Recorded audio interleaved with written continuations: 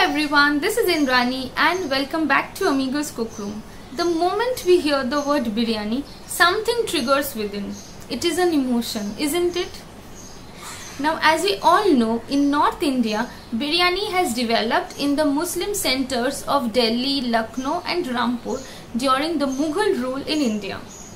But on the other hand, in South India, rice being more widely used as the staple food, a set of different variety of biryani has emerged from the kitchens of Hyderabad and Deccan region. The reason why that area is also considered as the epicenter of biryani in India. One such distinct example is the prawn biryani. It is mediumly spiced and involves the use of spices which are easily available in every Indian household. To start with the procedure, I have taken here 400 grams of medium-sized prawns, which I have deveined and have cut the legs and tail before washing it. Adding the juice of 1 small lemon, half a teaspoon of turmeric powder, salt to taste, and half a teaspoon of red chili powder. Now gently mix and rub all the dry spices with the prawns and marinate this for 30 minutes to 1 hour. On the other hand, in a mixer grinder bowl, adding 3 tablespoons of grated coconut, 5 to 6 dry red chilies, 6 small ginger cubes, green chilies as per your spice preference, some cloves of garlic depending on the size of the cloves, half a cup of roughly chopped mint leaves and coriander leaves, and make a fine paste out of it.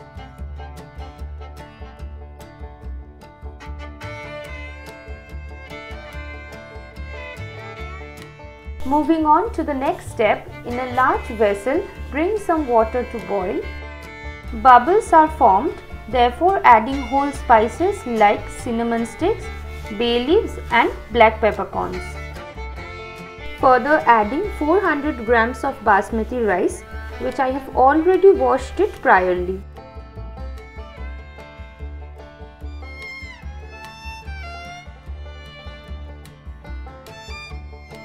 Adding some salt to taste, half a cup of mint leaves and coriander leaves. In order to keep away the rice from being overcooked, adding 2 teaspoons of vinegar. Putting the gas on high flame, keep stirring and cook the rice until it's 80% done. After a while, it's time to check. And you can see the rice is perfectly done. Therefore, I'll put off the gas and strain the water. On the other hand, I'll heat some oil in a kadhai and 2 teaspoons of ghee.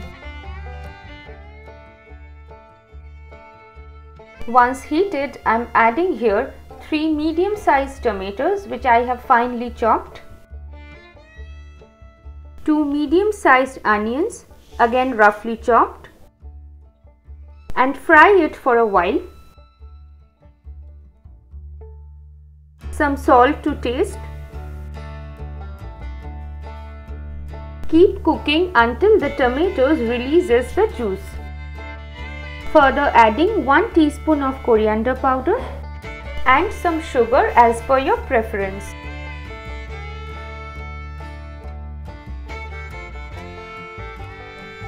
Now it's time to add the paste which I have priorly prepared. So I'm adding it around 5 teaspoons of it. 1 cup of semi-thick coconut milk.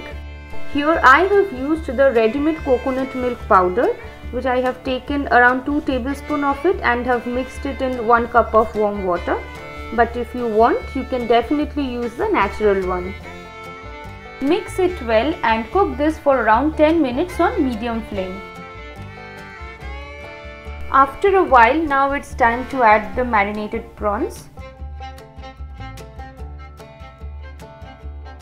Give it a gentle mix and cook this on medium flame until the prawns are perfectly done. And in the meantime, the excess water will reduce as well. As you can see, I've got the perfect consistency. So now it's time to do the layering.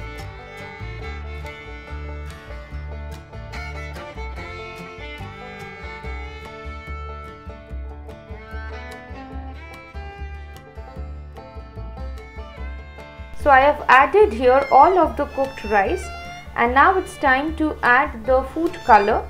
For that I have taken a pinch of orange food color and have mixed it in 1 or 2 tablespoons of milk. Adding some ghee to get that extra flavor and aroma. And some leftover chopped coriander leaves. Now putting the gas on low flame, I'll cover and cook this for around 30 minutes. After 30 minutes, all that comes out from the pot is the southern aroma, and Kerala style prawn biryani is ready to be served.